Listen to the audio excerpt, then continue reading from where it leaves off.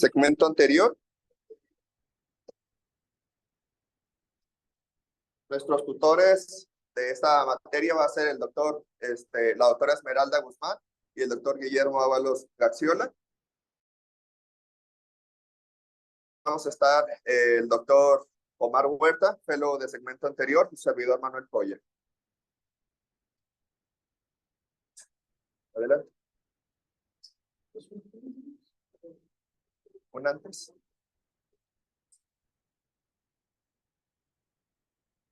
Perfecto, pues creo que todos nos ha tocado ver algún tipo de catarata intumescente. Sabemos de antemano que este va a ser un reto quirúrgico, ¿no?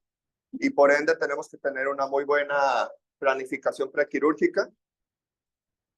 Pues van a ser estas cataratas blancas, hipermaduras, las cuales van a correr con el riesgo de convertirse en cataratas intumescentes, resultado de la hinchazón y congestión del cristalino, por la degeneración de las proteínas del cristalino.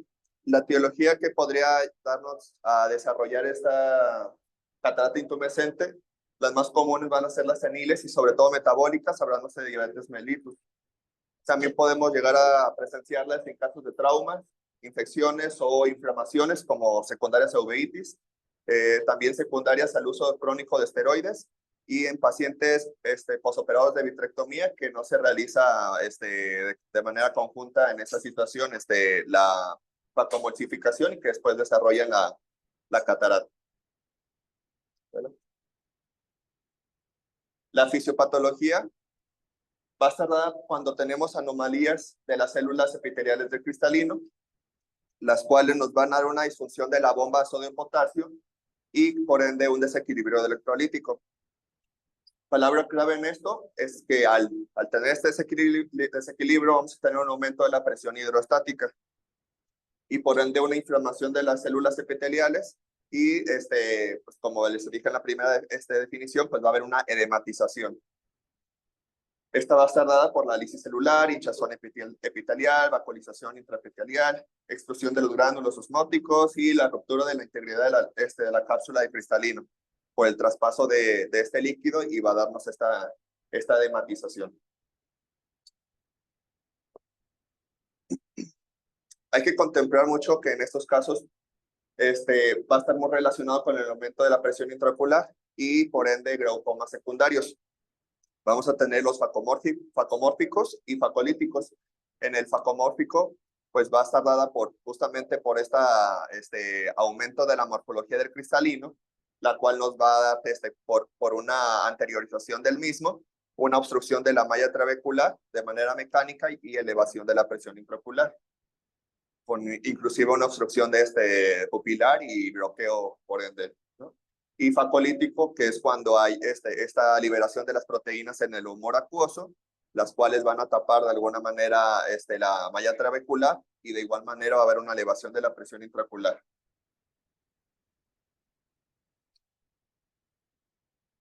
Dentro del manejo prequirúrgico, pues vital es tener una buena anamnesis con el paciente, ¿no? Haciendo énfasis en situaciones en las que el paciente ha llegado a presentar signos previos de ángulo estrecho, ¿no?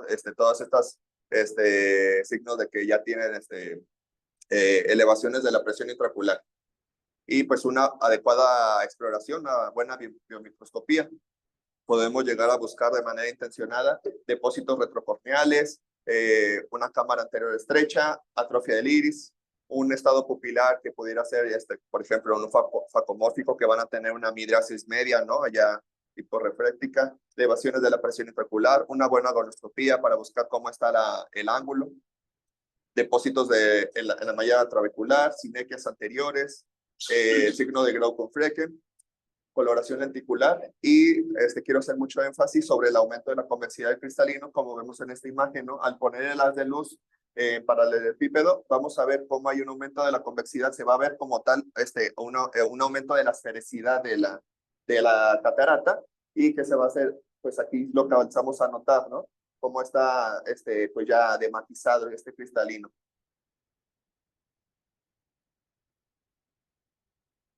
Inclusive, pues podemos llegar a valorar una iridotomía periférica previa a la cirugía, pues en qué situaciones, ¿no? Cuando sabemos de que no podemos realizar la cirugía a un corto plazo cuando estamos, por ejemplo, en nuestras rotaciones clínicas periféricas, etcétera, por cualquier situación, pero que tal vez sí está teniendo elevaciones de la presión y que es lo que podemos llegar a ofrecer al paciente de una manera más rápida. También, pues, la microscopía especular, hay que contemplar, ¿no? El conteo de tonalidad previo que tiene ese paciente, sobre todo por las elevaciones, pues vamos a tener bajos conteos. Inclusive, pues, no lo podríamos hacer tal vez de rutina, no lo tenemos en todos lados a la mano, pero pues podemos realizar una tomografía de segmento anterior. ¿Qué vamos a encontrar en estas tomografías? Un aumento de la convexidad, con un grosor mayor a 5,50 milímetros, cámaras estrechas menores a 2 milímetros, ángulos camerulares estrechos pues van a ser menores a 45, obviamente, y aumento de la densidad lenticular, como lo vemos en la imagen inferior. En el ultrasonido, pues modo A, el de cálculo de lente, pues va a ser dada por inmersión o contacto. No vamos a poder realizar un cálculo de lente intraocular con equipos ópticos por la densidad de la catarata. Entonces, aunque este es un cálculo de Ion Master, pues lo puse para hacer énfasis de que, aunque no conozcamos al paciente, que a veces nos pasa y que malamente llegamos a realizar sus procedimientos, pues no se excusa, pues simplemente para ver los parámetros que tienen estos cálculos. Pues aquí ya nos marca la cámara anterior, o sea, ya podemos ver, es una cámara anterior estrecha, ¿no? Etcétera. El grosor del cristalino, si ya estamos observando que sea mayor a 5 milímetros, 5,50, pues a ver si ya estamos hablando que es un cristalino grande, ¿no? Y importante, pues, revisar la anatomía de la cavidad vítrea, ¿no? Con ultrasonido modo B. También, previa a la cirugía, pues hay que valorar si esta catarata es adecuada para realizarla con facomulsificación o podemos usar otras técnicas como son las ICS o inclusive extracapsular. Por biomicroscopía podemos clasificar las cataratas, pues, normotensas e intumescentes. Las normotensas, pues, que son, engloban prácticamente todas, que son las simples, y de estas podemos subclasificar las morganianas, porque ya son las hipermaduras. Entonces, ¿cómo vamos a subclasificar estas? Por lo que lleguemos a encontrar y que sospechemos, pues lo que estamos hablando de una catarata intumescente, que son las blancas, podemos llegar a tener un núcleo grande, que compartiría en este aspecto, pero la morganiana pues va a ser un núcleo pequeño. Y el líquido que tengan, que es otra de las diferencias, en las cuales las intumescentes, que son las que vamos a hacer énfasis, es que van a tener algo de líquido, al igual que las morganianas, pero el dato clave es de que llegan a tener un bloqueo en el ecuador. Solamente la intumescente va a tener este bloqueo, por ende va a tener un aumento de la presión hidroestática, como les mencionaba, y los espacios lenticulares van a ser independientes. En cambio, en la morganiana, pues van a estar comunicados. ¿Por qué hacer énfasis en esta elevación de la presión? Porque es justamente lo que nos podría dar complicaciones durante la cirugía.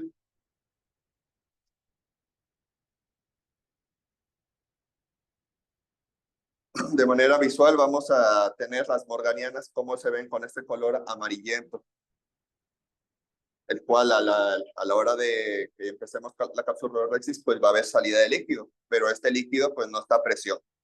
Contrario en las intumescentes, que cambia un poco la coloración, son más blancas, aperladas, en este caso con un poco de componente cortical, pero vuelvo a hacer énfasis.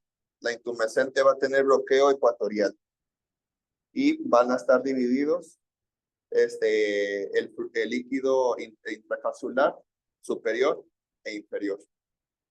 Y en esta tomografía pues también lo vemos plasmado.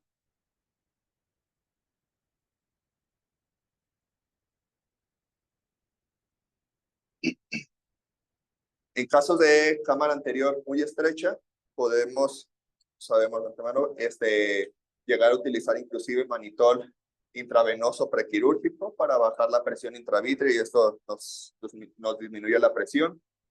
Maniobras como antitren de Lemburg para colocar al paciente un poco más elevado, también disminuye un poco la presión intraocular. En caso de que se llegue a necesitar anestesia general, pues los anestésicos hacen una relajación de los músculos extraoculares, por ende también disminuye un poco la presión. Y si hacemos uso de anestésicos inhalados, también disminuye la presión venosa central. También podemos llegar a realizar, no es algo común y nunca lo he visto que lo lleguen a hacer, pero una vitrectomía seca. ¿Qué quiere decir? Pues vitrectomizar un poco el vítreo central para también disminuir la presión.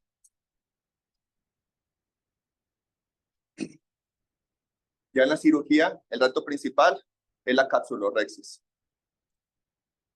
Vamos a hacer uso de azultripán para poder teñir bien la cápsula anterior, para tener una buena visualización, e inclusive el azultripán también nos da un poco más de firmeza para la cápsula anterior.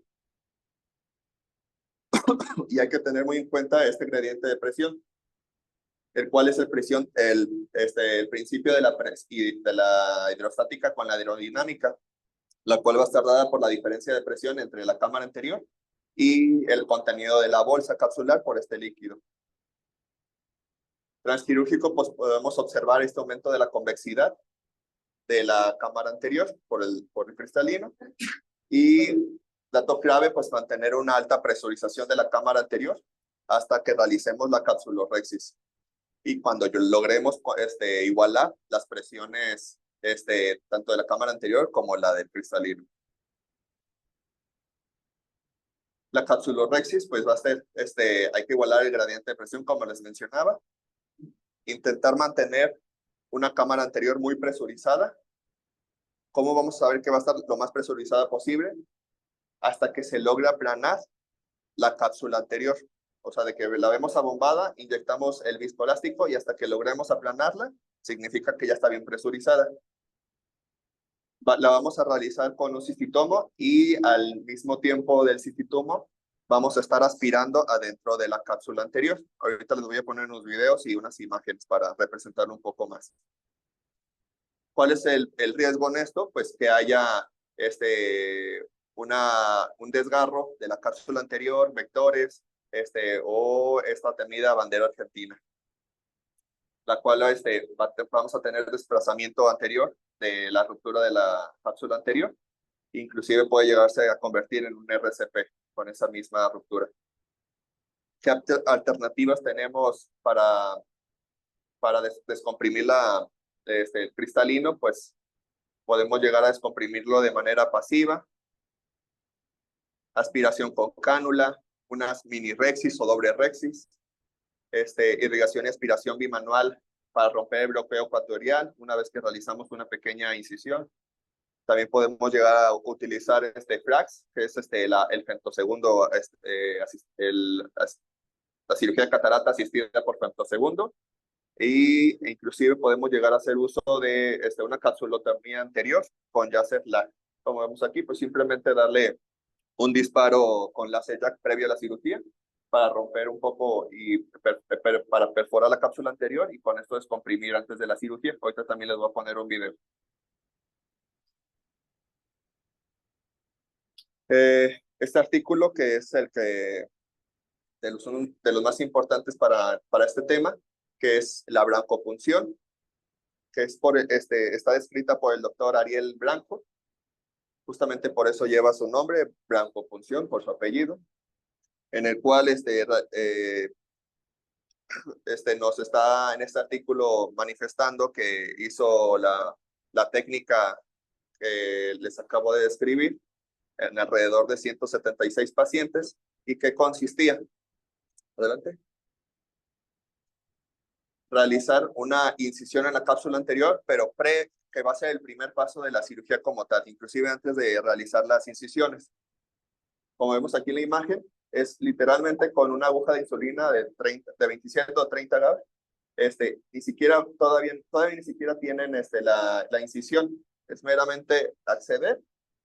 Vamos a puncionar la cápsula anterior y vamos a aspirar al mismo tiempo. ¿Por qué antes de hacer las incisiones?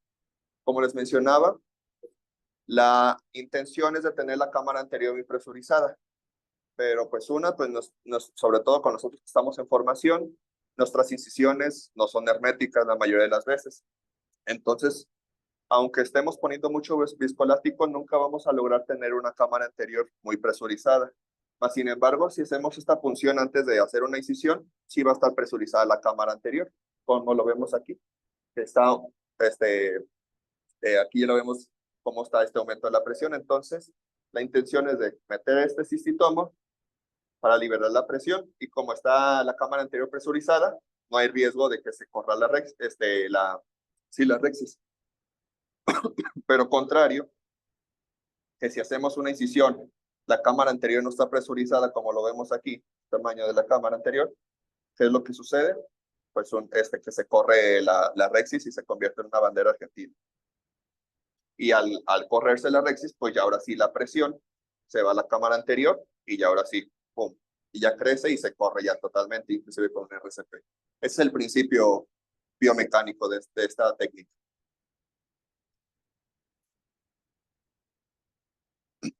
Adelante.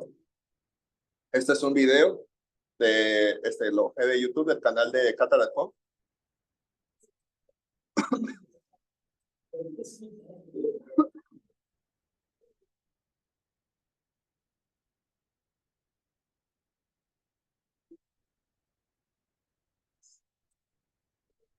Aquí nos está explicando la fisiopatología de estas cataratas.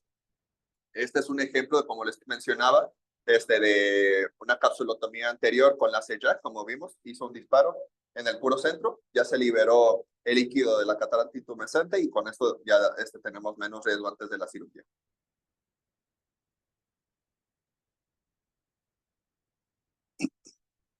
Ahí está explicando el principio que ya les platicaba, está representando con este globo cómo está presurizada la cámara anterior. Este cambio de presiones, que al descomprimir, se comunican el líquido que está retro y superficial, y pues por ese cambio de presiones son las complicaciones. Un ejemplo de un cirujano que estaba, cómo veían la salida del viscoelástico para intentar presurizar, pero estaba tan presurizado que pues salía todo el viscoelástico. Entonces pues nunca logró él formar una buena cámara anterior.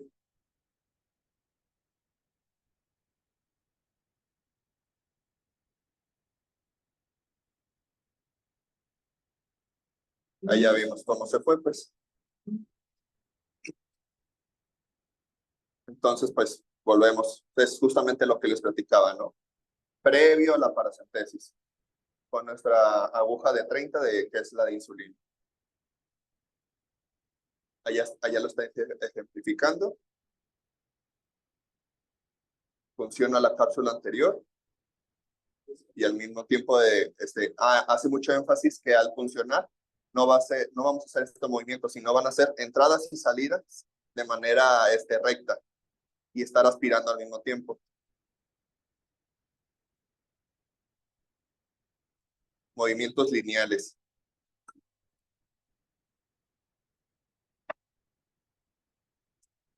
Ya con esto, si se fijan, ya disminuyó toda la presión.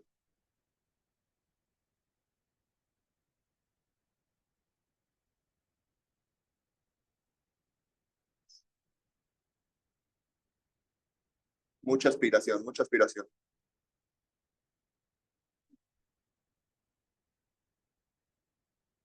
Muy bien. Adelante.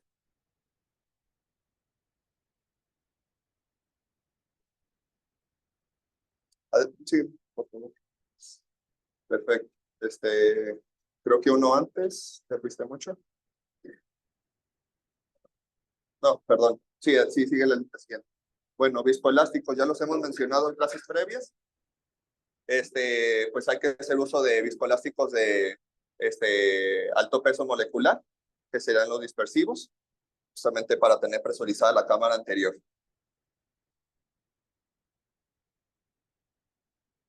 Una de las variantes que podemos hacer es hacer una doble rexis. primero realizamos una rexis pequeña,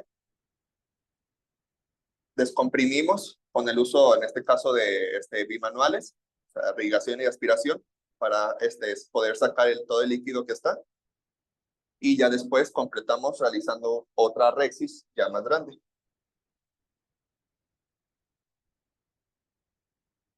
Adelante. Otro ejemplo sería las capsulorexis en espiral, justamente como lo vemos aquí plasmado en la imagen.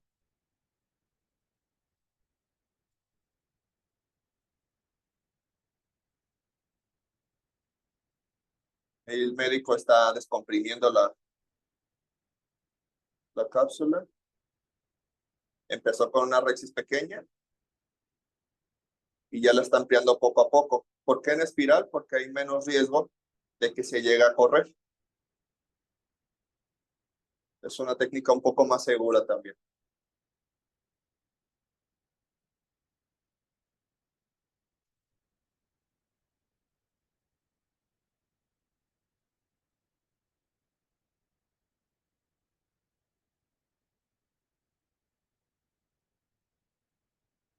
Y listo, ya la completa.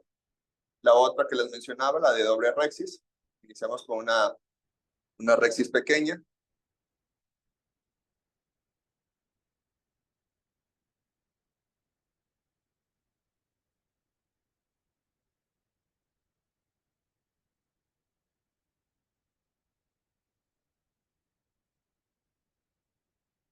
Ya estás comprimiendo.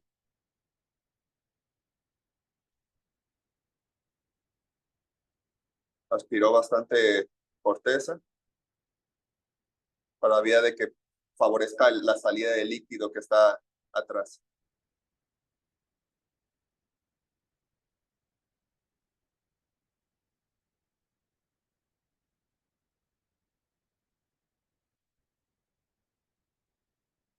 Vuelve a formar la cámara anterior y ahora sí ya empieza a ampliar así la rexis ya con el tamaño adecuado.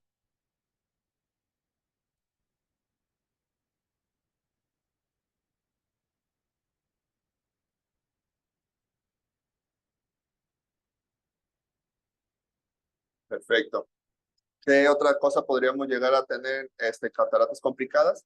Pues una fibrosis capsular, que van a ser estos depósitos en la cápsula anterior, con placas focales densas. Para realizar, pues no sé el tema como tal, pero pues para realizar estas rexis, pues hay que intentar evitar esas situaciones donde estén las placas, porque llegan a favorecer que se corra la rexis. Adelante. Este artículo de Journal de Catarata y Cirugía Refractiva es un comparativo entre la cirugía de catarata asistida por femtosegundo contra la capsulotomía anterior con YAG, previo a la cirugía, para prevenir una bandera argentina.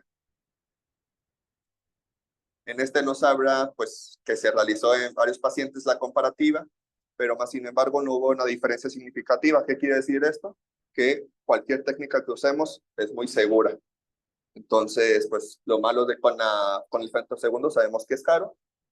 Si lo tenemos a la mano y podemos disponer de él, pues podemos facilitar una rexis con femto y ya con esto evitamos la bandera argentina o con el DASE ya como les mencionaba, como les puse en el video. Ya una vez que completamos la rexis, importante, en estas cataratas no se va a realizar una disección. En las cataratas morganianas, pues no es necesario, porque en estas pues solamente ya la rotamos y listo, ¿no? Hay una buena, pues como hay un buen flujo del líquido intracapsular, pues no hay ningún problema. Y pues como no hay necesario hidrodisecar por cómo se manifiesta anatómicamente la corteza en las morganianas. Y en las intumescentes, si llegamos a realizar una hidrodisección, justamente como les platicaba por el bloqueo ecuatorial, pues al meter más líquido, este líquido va a viajar, va a quitar el bloqueo, va a descomprimir de manera abrupta y este líquido se va hacia la parte de atrás y pum, favorece un RCP y ni nos dimos cuenta. Nos vamos a dar cuenta hasta que ya aspiramos todo el núcleo y pues ya vemos que estaba un RCP que ocasionó nosotros diatrogénicamente. Las complicaciones, pues como les platicaba, pues es la bandera argentina. Esta es una ruptura radial de la cápsula anterior. Para evitarlo, pues crear nuevos flaps o más bien cuando ya se ocasionó, como en esto, pues ya tenemos la bandera argentina, entonces pues hay que crear otra nueva Rexis, ¿no? De alguna manera. Ya una vez lo tenemos, o para evitarlo de igual manera en las dos situaciones, hay que operar la catarata con parámetros bajos y en lo que le llama cámara lenta, slow motion. Hay que estar muy considerando la vigilancia del RCP. No en todas las situaciones de la bandera argentina se ocasiona una ruptura de la cápsula anterior, en otras sí. Como nos vamos a dar cuenta, pues todos estos signos que vemos intraoperatorios de RCP, ¿no? En estos casos, pues hay que contemplar la fijación del lente intraocular o si es posible colocarlo en el surcus. ¿Y en qué situaciones vamos a tener una ruptura de la cápsula posterior? Cuando tenemos una extensión de la cápsula anterior, cuando lleguemos a realizar malamente una hidrodisección por el bloqueo ecuatorial, como les platicaba, o durante la facomulsificación por un efecto trampolín, en el cual tenemos el núcleo y al estar facomulsificando este núcleo, como está líquido atrás, estamos deprimiendo mucho el núcleo, entonces por eso el trampolín que está brincando literal el núcleo de la catarata, y pues como estamos comprimiendo la cápsula posterior, por tarde o temprano, esta cápsula va a ceder y se rompe. Contemplar el uso de viscoelásticos dispersivos y que tienen estos pacientes mucho riesgo de sonulopatía, ¿no? Entonces ya lo vimos en clases pasadas, de vigilancia de datos de asociación a la etiología de la sonulopatía.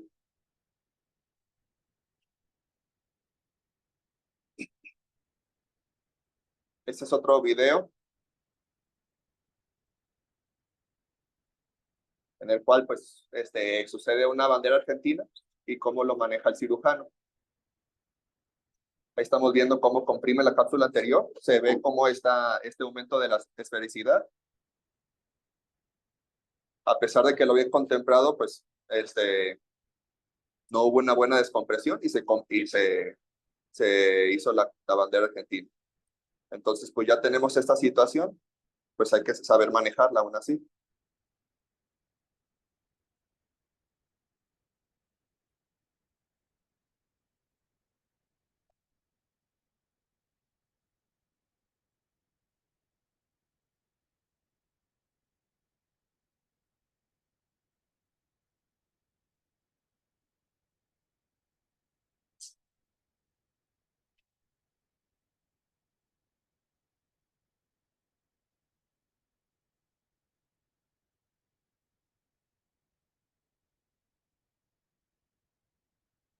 Ya se aspiró todo el núcleo, está yendo por la corteza.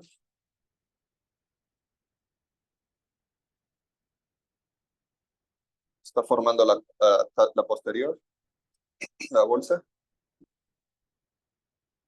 Inyecta el lente, pues ya para eso ya se aseguró que la cápsula posterior estuviera íntegra para poderlo colocar en la bolsa.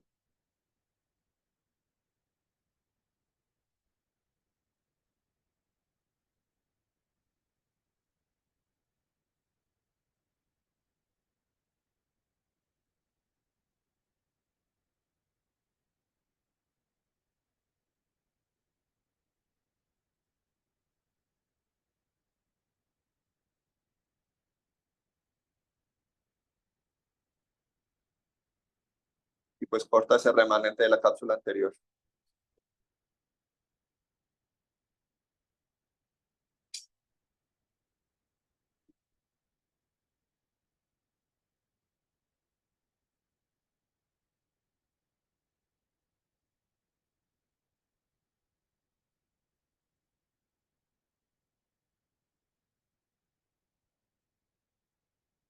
Adelante.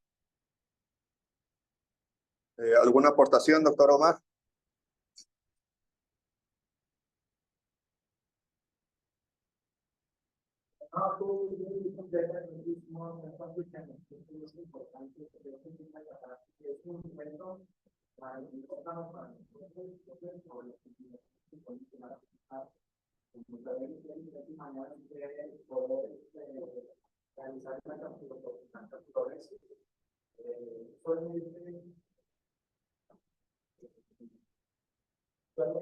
La manera más segura que más fácil será o la que su entorno no es la más segura que a mí me ha funcionado es la de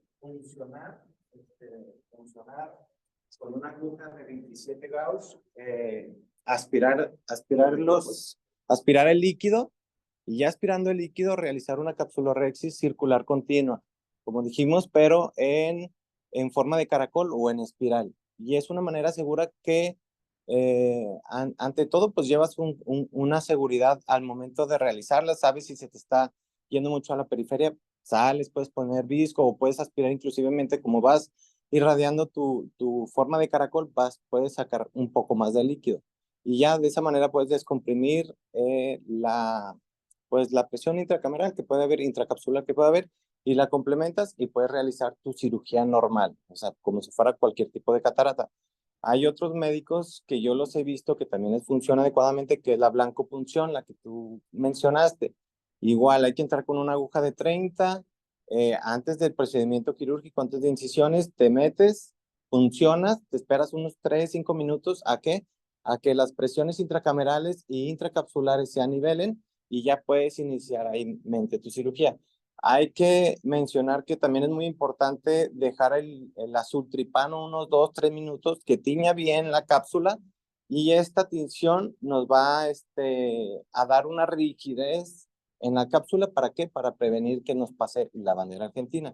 Igualmente, pues ya pusimos los videos de lo que es cómo resolver este tipo de complicación, que es una complicación para los médicos que realizan FACO, que no hacen este tipo de maniobras preventivas. Puede ser un poco común, pero realmente hay que saber cómo realizarlas. Realmente fue una presentación muy completa con los videos bien presentados y pues es lo poco que puedo aportarles a ustedes. No sé si tengan alguna duda, comentarios, aportación. Si vamos a hacer la función colegial, pues que algunos lo hacen 24 horas o lo hacen previamente a la cirugía. ¿Cómo está formulado ustedes? ¿Cómo lo harían ustedes? Previo, o sea, que te llegue el paciente con un bloqueo y decides hacerle la función con el jab. ¿Cuánto tiempo te esperas para la cirugía o hay un límite de tiempo?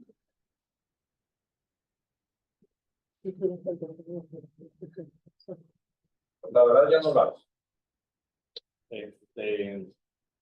No existe un tiempo, pero ¿a quién le gusta decir glaucoma? Yo no es cuadrado para ser glaucomatólogo. Tenemos que estar de acuerdo con los tratamientos. Bueno, si le gusta el glaucoma y usted perfora la cápsula, sale material cristalino. ¿Y la presión? ¿Para qué se va a esperar 24 horas? Sí. Si hay un bloqueo, el bloqueo porque es por la dinámica del mueble. Está bloqueado el ángulo. ¿Para qué le va a servir la iridotomía? No, perdón. Ok, pues si la quiere hacer, lo hace. Se espera el tiempo que usted quiera. Lo ideal es, le hace la iridotomía central y lo pasa a quirófano. O sea, lo ideal. Pero si dura 24 horas es glaucomatólogo, pues, nervios de hacer. Yo tengo una pregunta respecto a la blancopunción. Yo he escuchado algunas pláticas del doctor Ariel Blanco y está como la contradicción ahorita entre si aspiras o no aspiras. O sea, lo deja como a debate. Yo sé, toda mi experiencia que me realiza mucho. O sea, ustedes aspiran o no aspiran, solo funcionan y liberan la hidratación. Mm, yo siempre aspiro porque parte de hacer esto es buscar disminuir la presión arterial. ¿Qué es lo que ustedes creen que puede aumentar el riesgo de que se desgarre o de que sea una bandera? El cambio de presión, ¿no? De dentro de la bolsa con la cámara anterior. Más bien, ¿Vale? más bien que el núcleo suba, ¿no? Con los más anterior y por eso la presión. No. No, otra cosa. Ya que funciona. El fellow. ¿Qué es lo que tú crees que hace que se pueda, o sea, que aumente el riesgo ya que funcionas de que sea una bandera argentina que se corra la vez? Lo explicó en la presentación, que no tenga una buena presurización de la cámara, o sea, que no esté bien compacta la rexis, que tenga un buen equilibrio de presión de la cámara anterior con la intracapsular. Si tenemos más presión intracapsular que en la cámara anterior, si hacemos la paracentesis, como por ejemplo, hacemos una paracentesis accesoria y si no sacamos el líquido y nomás queremos hacer la rexis, pues como no hay un buen equilibrio de presiones intracamerales con intracapsulares, y hay más presión intracapsular, pues nos corre el riesgo por la presión que tenemos más aumentada, que nos va a querer como compensar con la presión intracameral y que eso es el riesgo principal. Ok, pero esa no es la respuesta que yo quería. De hecho, mucho rollo. ¿Quién dijo? ¿Dónde hizo la residencia, Doc? Yo en la base. En La Habana. ¿Usted de dónde es? Listo. Muy bien. ¿Alguien más? ¿Podría ser la rigidez de la cápsula al teñirla con el tripano? Que el azul la hace más rígida y que entonces al ser menos elástica eso haga que se rompa más fácil. Cuando ustedes hacen una rexis, ¿qué hacen? O sea, entran, pinchan la cápsula y luego ¿qué hacen? Creamos un vector para Ese es el vector. O sea, si ustedes hacen una rexis, que tuvieran un instrumento que hace una rexis redonda, es menos probable que se corra porque no hay vectores a donde se corra. Adentro hay mucha presión, mucha. Y si ustedes entran y abren, por ahí se va a terminar de abrir. Entonces, por eso hacía Manuel esta como indicación de entrar y salir, más no entrar y hacer movimientos hacia los lados porque empiezan a crear vectores. De hecho, hay una técnica que no sé si la conozcan, no sé si el doctor Guillermo la ha escuchado en algún momento que se llama facorexis. ¿Alguien lo ha escuchado? ¿Con la IA? Con la IA, o sea, con la misma IA. Con la pieza de mano. Con la pieza de mano. Sí, con la pieza de mano. Exacto. Sí. La pieza de mano tiene una punta redonda. Sí. Entonces, si ustedes entran y dan un toque de 3, el 3 es hasta ultrasonido, ¿no? Sí. Ultrasonido, rompen la cápsula, pero es un círculo. Sí. Y al mismo tiempo, ustedes ya dieron 2, que es el 2. En el, aspiran al mismo momento algo de líquido. Entonces, dan un 3, abren la cápsula, al mismo tiempo aspiraron y ya bajaron la presión y no tienen ningún vector. Entonces, tienen una abertura chiquita, circular, y ya quitaron un poquito de presión. Y al mismo tiempo meten algo de visco y eso iguala todavía más las presiones. O supera la presión de la cámara anterior que la de la bolsa. Y eso hace que se corra menos. Los vectores son de las principales razones por las que se puede correr una rexis. Okay. Entonces, hacerla como ejemplo segundo sería buena opción, porque ya también quita ese factor del mercado. Sí, porque haces una rexis redondita, pero ahí no estás aspirando nada de materia. En el último video que presentaste, que ponen el lente con la bandera argentina de la RCA, ¿qué tan recomendable es? ¿Qué tan seguro es? O sea, ¿ustedes lo dejarían ahí o optarían por uno en sulco? No, no. Ahí sería mejor un lente de 3 piezas, Pero en bolsa. tapando donde están las aristas o las zonas del desgarro. Acuérdense que los lentes, eso de voy a centrar el lente, perdónenme la palabra, es una tontería, decir otra palabra más. El lente no se puede centrar. El lente se acomoda A la bolsa. según ópticas y según la angulación. Uno cuando está en cirugía dice, le dice al residente, al fellow, mira, lo voy a centrar. En ese momento sí, porque las ápticas todavía no se han abierto completamente, más si el lente es muy rígido. Y el residente o el fellow dice, wow, centró el lente, y al día siguiente el lente toma la posición que debe de ser. Punto, solito. Entonces, recordemos que las ápticas, sobre todo las de 3 piezas, nos hacen mayor tensión a nivel del ecuador de la bolsa. Entonces, si yo tengo la ruptura, por decir así, vertical, y yo pongo el lente con las ápticas horizontal, Va a estar la tensión va a ser tensionando. así y se me va a terminar de ir. Sí. En cambio, si yo lo roto y yo bloqueo, en automático la tensión ya la estoy cambiando. Entonces, bueno, ahí de hecho ponen Anonymous Resident, guiado por un profesor. Sí. Pues bueno, entonces quiere decir que ahí, yo siempre les he comentado cuando rotan conmigo, residente o fellow que se complica es porque el maestro lo dejó complicado. Porque en el momento en que uno ve que de plano no, uno lo levanta. Así de sencillo. Entonces ahí el doctor, el que estaba de apoyo, ¿qué le decía? Sigue, pasa nada. O sea, lo fue guiando y ahí terminó la cirugía. ¿Ok? Ahora, hay otra explicación también por qué el riesgo de esa ruptura drástica. Olvídense del viscoelástico, olvídense de presurizar la cámara. En un video sacó la mitad del viscoelástico, o sea, es también, como ya dijeron, un cambio drástico en la presión. ¿Qué es el cristalino intumescente? Que está a presión. Que es Congestionado, dematizado. ¿Qué le pasa a las fibras de colágeno del cristalino? Sobre todo las de la corteza. ¿Quién está manejando ahí? Líquidas. No, ponga de las primeras. Ahorita quiero enseñarles algo. Las de las primeras. Donde vienen. Ok, yo le digo. Yo le digo. Otra. Esa. Apaguen la luz, por favor. A ver.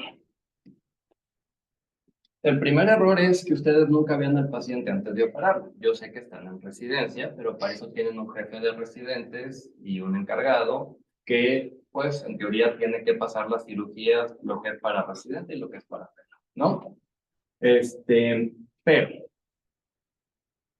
un signo clásico de una catarata intumescente, que eso no lo dijo y el fellow tampoco, es, vean las dos imágenes, una catarata morganiana y una catarata intumescente.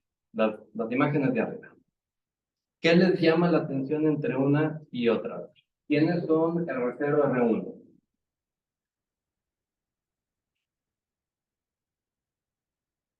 Ok, muy bien. Un valiente R0, R1 que quiera contestar cuál es la diferencia entre una imagen y la otra.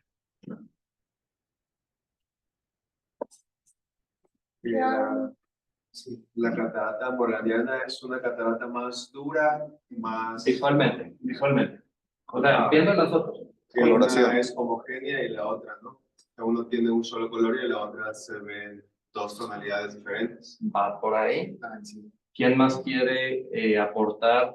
Va bien. ¿Qué otra cosa? Yo. La parte cortical de la catarata en la morganiana tiene una liquefacción, entonces se encuentra su núcleo flotando dentro del cristalino. Entonces toda la parte cortical tiene una liquefacción con líquido. Pues hay un signo, de hecho, en la lámpara individual que se forma un triángulo. Puedes ver la liquefacción en la parte cortical y tu núcleo flotando. Correcto. Pero vuelvo a lo mismo. No me expliquen una catarata y otra. Vean dos imágenes y cuál es la diferencia entre una imagen y la otra. La otra empieza a formar Grieta.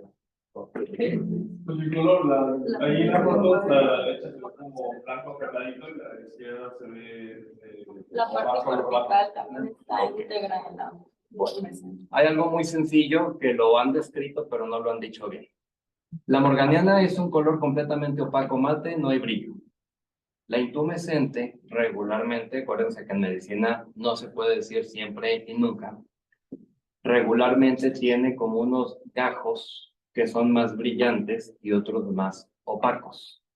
Ese es el primer dato clínico de una catarata, que lo más probable es que sea intumescente.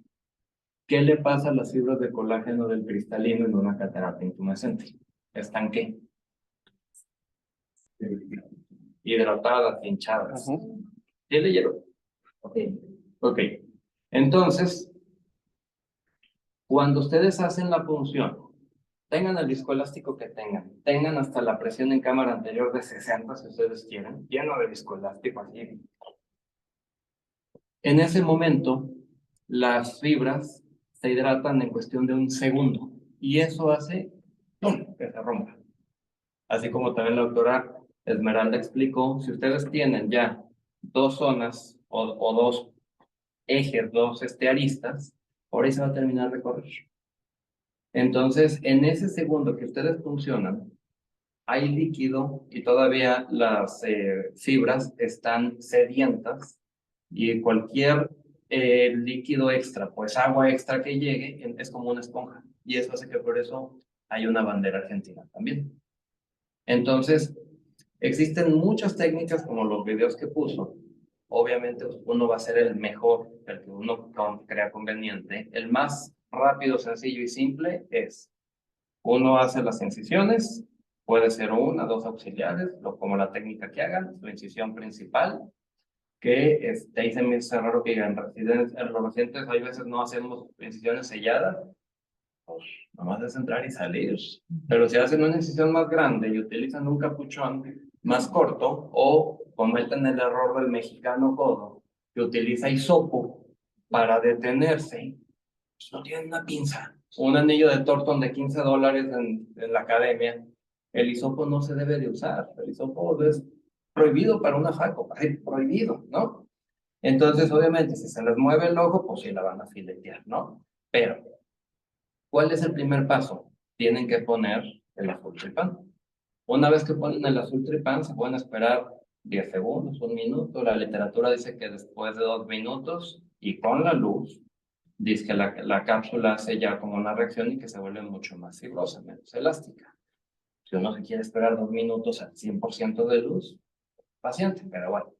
Entonces ya en ese momento, lo más sencillo, no les digo que es lo mejor, es con una jeringa de 30, no de 27, cada jeringa de 30, funcionan en el centro y en ese mismo momento aspiran, así como comentó la doctora Esmeralda. En ese momento, yo creo que alguno de ustedes ha visto de las raras intumescentes que uno hace en quirófano. En ese momento uno perfectamente ve cómo la cápsula se deprime. ¿Ya? En ese momento se quitó la tensión y hace una rexis lo más segura y normal posible. La puede hacer del diámetro que uno quiera, la puede hacer doble, en caracol, ahora sí que ya depende de cada, ¿ok? A ver, había otra cosa que quería. A ver, váyase a la tercera o cuarta. Ok, no, creo.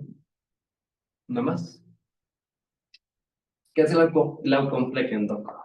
El signo justamente que vemos abajo, que es una desepitalización de la cápsula anterior.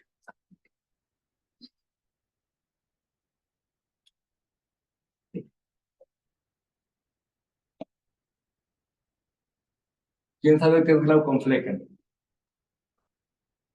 Cuando pongan terminología es porque la van a saber. No es desepitalización. Ahí lo que usted está describiendo es ¿qué? ¿Qué pasa cuando hay un roce del iris en la cápsula anterior del cristalino? Es el signo de pseudo. Pseudosoliación, ¿a eso se refiere? Ok. El glaucomflecken y pseudosoliación son cosas muy distintas. El glaucomflecken ¿Es el qué? la necrosis del epitelio de la ¿Debido a qué? por la opresión que están generando y el goce que están generando. Glaucoma agudo. Aumento súbito de la presión, hay una necrosis, isquemia de las células epiteliales de la cápsula anterior del cristalino. Eso es glaucomflecken.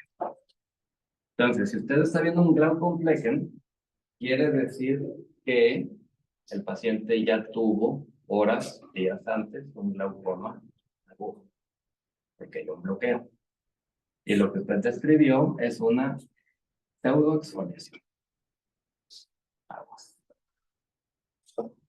¿Le revisaron la plática? Acuérdense que estas clases tienen que ser buenas. A ver, dale una más. Perfecto. Ahí. Ustedes pueden hacer los estudios que ustedes quieran. Todos. Hay doctores que no pueden operar si no tienen 5 estudios. Hay doctores que con lo que ven operan. Acuérdense que el ojo es un órgano que uno puede ver el 90% de las cosas sin ningún problema. Se recomienda cuando hay una catarata que no deje ver por lo posterior, se recomienda. ¿Por qué? Pues para descartar cualquier problema por una cuestión legal, ¿no? Un desprendimiento, algo que se vea en el eco. Entonces, ustedes tienen ahí un IOL Master, un resultado de un IOL Master. Bueno, no es IOL Master. Sí es. Ok, pero está como recortado, ¿no? Sí, está recortado. Ese. Muy bien. Sí, eso quería ver.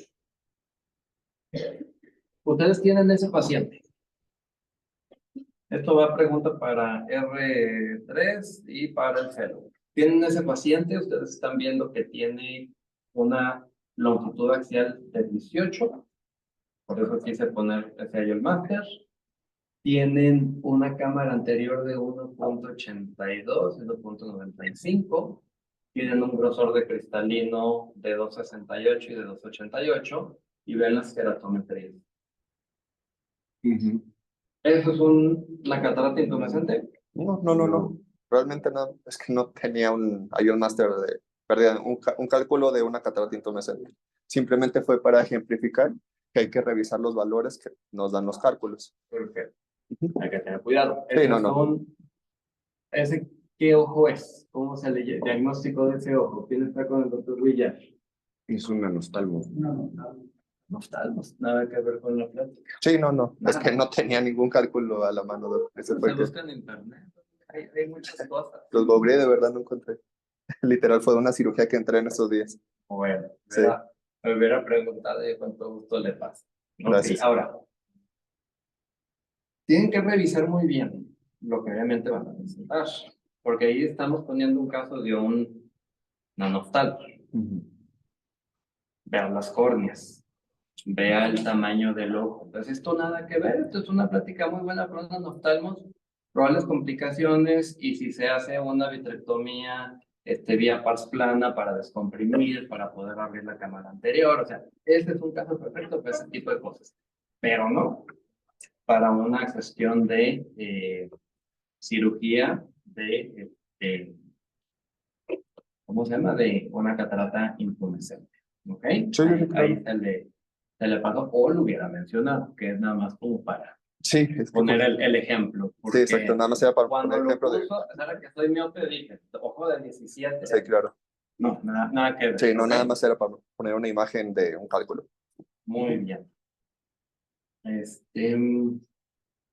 Ahora, en donde viene la de esta del manitol, por favor.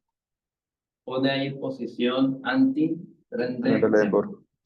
Eso es para operar antes o después. Pues lo estaba escrito para antes de la cirugía, vaya, ¿no? Para disminuir la presión intraocular un poco. Con el puro manitol tiene ahora. Sí. Si es una catarata que está muy hinchada, por decir 6 milímetros, ¿no? Una cámara anterior de 1.90, para no hacerla tan cardíaca. Antes del manitol, también, ¿qué le puede o qué se recomienda dejarle al paciente? Acetazolamida. Sí.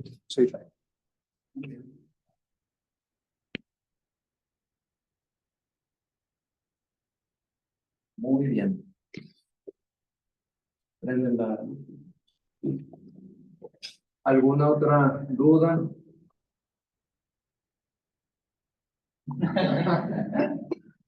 En el libro, cuando una de las partes menciona la resolución de complicaciones, habla acerca de hacer una capsulorexia y postulata, pero también habla de algo que me llamó mucho la atención, que es el colocar un lente cuando la rexis se va hacia atrás, o como bien la ruptura hace todo hacia atrás, colocar un lente en el espacio verde. No sé si ustedes lo han visto o lo han hecho, y si es así, el lente que se coloca es un lente especial para esa localización. Habla acerca de hacer una capsulorexis posterior de 4.5 milímetros y colocar ahí ese lente.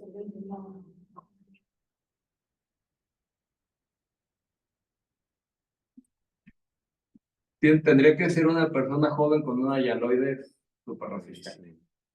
Y a un futuro ver qué pasa con ese lente. O sea, yo creo que, acuérdense que hay algo que se llama ego, ¿no? Y bueno, por eso hay 20,000 técnicas. Y cada quien hacemos lo que nos levanta el ego y cada quien publicamos el mejor video, ¿no? Pero yo les digo, yo que estoy feo, en una foto me considero, ay, qué bien salí en esta foto, es la que pongo de perfil en todos lados.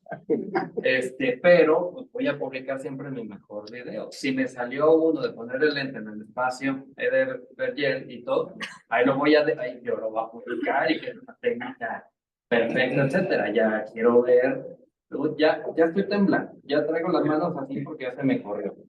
Todavía hacer una capsulorexis posterior y todavía decir, por ahí voy a meter el lente. No, bueno, los hialoides tienen que ser casi de 1 milímetro de grosor para que puedas aportar el lente de aquí a futuro, ¿no? No le digo que no se puede, yo no lo haría.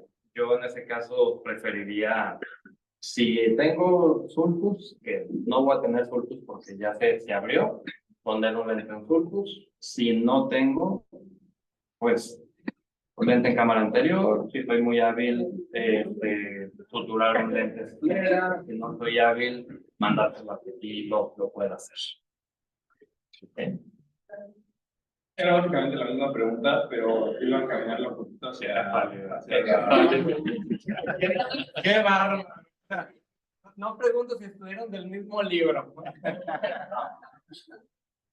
Pero mi duda es encaminada más bien a eso que habla de la hialoides. Eso es lo que me llamó la atención. O sea, si la diferencia, porque cuando se hace una ruptura de cápsula posterior, pues sabes que el eje se va de plano hasta el fondo, ¿no? Entonces, esa era mi duda. ¿Por qué al hacer esa capsulorexis en la cápsula posterior, por qué se podía quedar ahí fijo ese lente y por qué no se iba? Porque yo soy muy grande. Sí. Y porque usted es muy hábil. O sea, porque acuérdese que si uno se complica es culpa del aparato o del ojo. Y si uno le va bien es gracias a uno. Entonces, si usted le pone el lente y queda flotando, le respeto, déme la bendición. Sí, ¿por cuánto tiempo, no? En cuanto se liquefacta. Es correcto, o sea, y por eso le digo, tendría que ser un I prácticamente, ¿no? Para que la hialoides es un poco más gruesa y Pero exacto, y pueda tolerar un lente. Y si es un lente especial, no hay lente especial para el espacio. No hay, o sea, no hay. Tendría que ser un lente, yo creo que de una sola pieza que tiene las ápticas más romas para evitar que vaya a romper la. Ahora, se va a descentrar. Sí, se va a ir. Entonces, pues por eso digo, o sea, hay que ver ese paciente al año, al cuánto tiempo, cómo está, ¿no? Es como yo siempre les digo, hay un doctor canadiense que tiene unos videos espectaculares, súper hábil, perdón, que hace reconstrucción de un ojo que literalmente la córnea está a nivel de órbita y todavía le deja la pupila redonda, le pone lente, o sea, yo digo, wow, pero eso es transquirúrgico. A mí enséñamelo al día siguiente y al mes, si ve el ojo, cómo está la presión, o sea, entonces una cosa es transquirúrgico, lo que podemos hacer, pero pues eso al paciente que le importa, el paciente quiere lo mejor posible, ¿no? Entonces, ya como resumen, las técnicas que hizo están perfectas, los videos y todo.